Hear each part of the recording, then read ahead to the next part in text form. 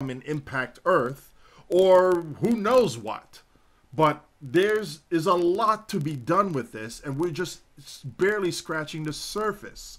So we need to be able to encourage a lot of kids right now, so at 20 and 30 years from now, they'll be able to give us not only the technology, but the toys that we get to play with when we're older, and they get to make our civilization better.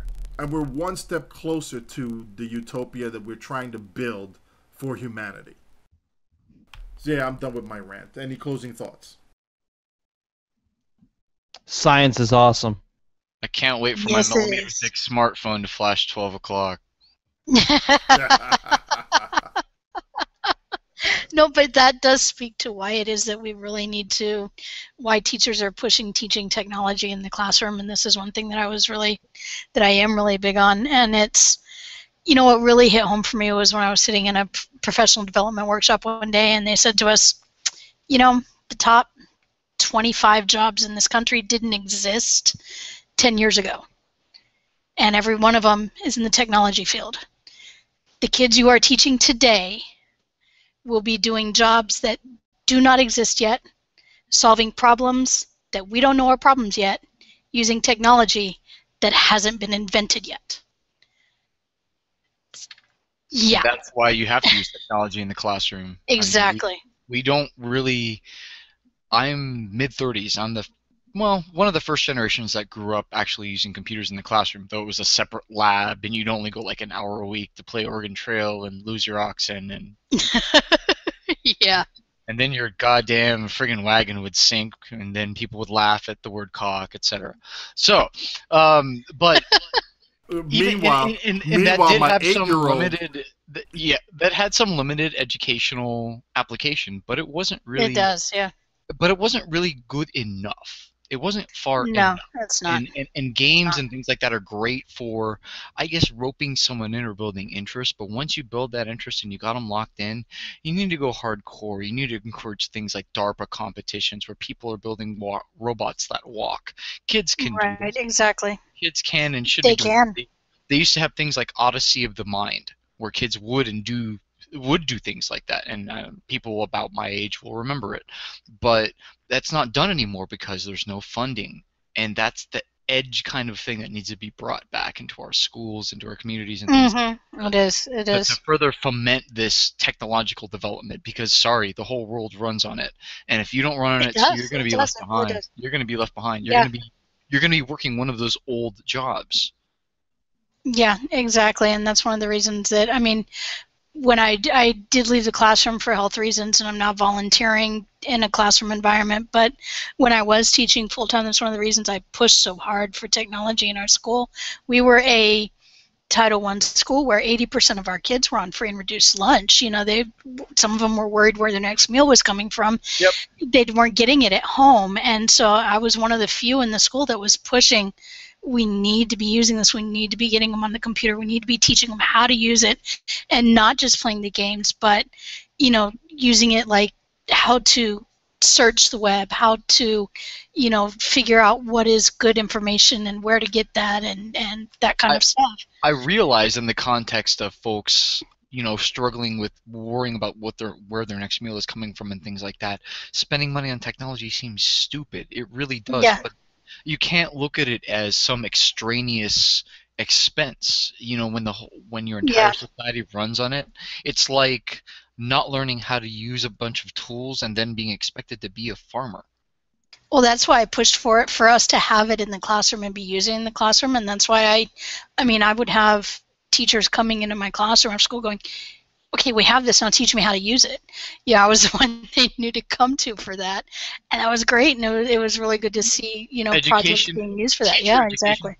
Is the other half of that. If they don't do it properly, it is. If they don't do that properly, the teachers, like I remember in my 5th grade class, we had all this whiz-bang stuff that the teachers never used because it had like no applications. We had this custom Laserdisc system with a projector, and you could it was like a branching thing where you could use something on the control to advance, through different branches on little video clips and things like that. And we had like one Laserdisc that would work with the system that I saw all year. There were lots of, instances like that where I saw money just being wasted that I can think back on. And so we can't do that. It has to be more of a grassroots is the wrong word to use, but more of a back to basics approach, like the OLPC Foundation, the one laptop per child thing, where where everyone gets $100 laptop. That is that's awesome. that it works well for them. It would work well for us as well. We actually have very, very low income communities and things like that, very similar to the folks over in other, on other continents, that would, their schools and things like that would benefit from a mass donation of those PCs. I've handled a few of them, and they're not speed demons. And actually, the environment, one thing people don't actually realize is the environment's not very stable. That's one of their big downsides for anyone that's actually worked with one of the units.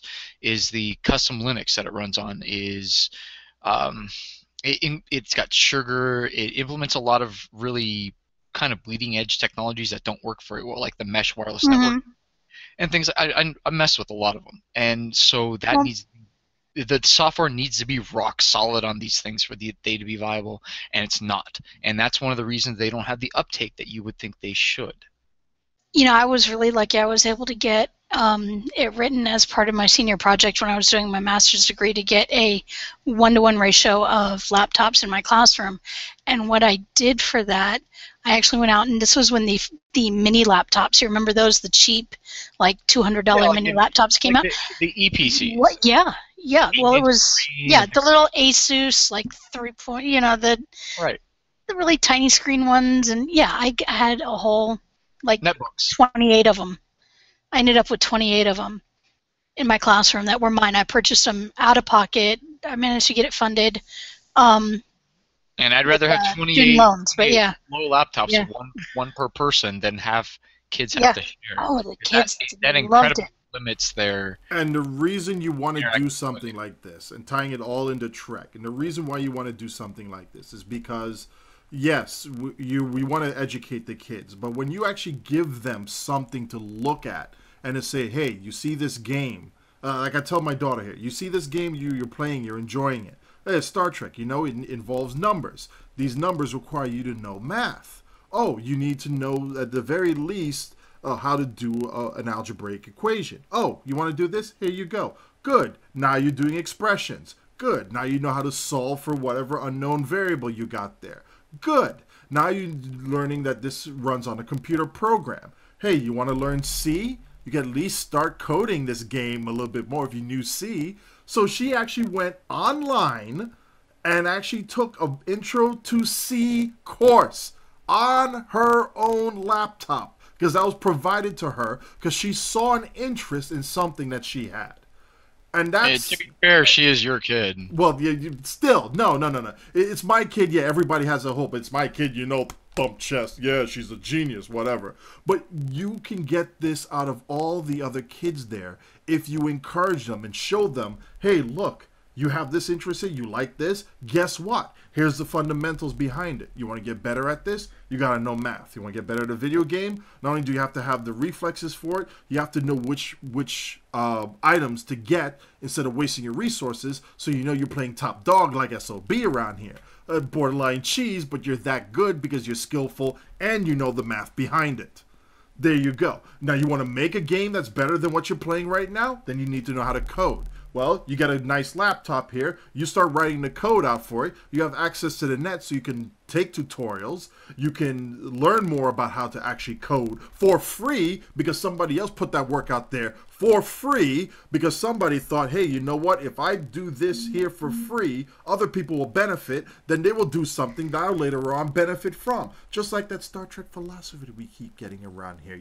We're actually building a society to be better for everybody to benefit from.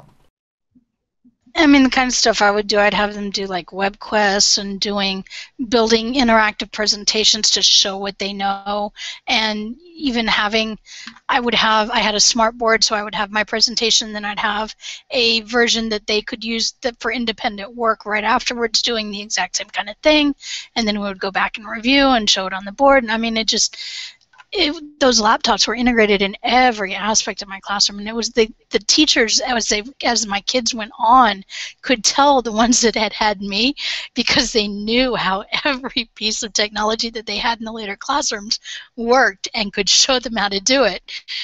And it was very interesting to hear that. But yeah, I mean, you know, the kids loved it. The other teachers were astonished. You know, I mean, I remember we had a monthly test we had to take on the computer in the computer lab, and my kids would come in. The kids would have to log in with a username and a password. Simple thing, right? I had second graders at the time. The tech coordinator was astonished. My kids, I had these cards, and they had their login, their username, their login on it. The kids just went to the computer, went right up, typed in their username, typed in their password, off to the races. He told me none of the class, not even the 5th grade classes, which were the top of the school, had their kids able to log in like that. And mine were doing it within a month at the start of the school year. Yeah, and that just shows that they can learn. And these are kids that half of them don't even have computers at home. You know, so they soak it up so quickly, and it's so important that we get it out there to them. And do it early and often.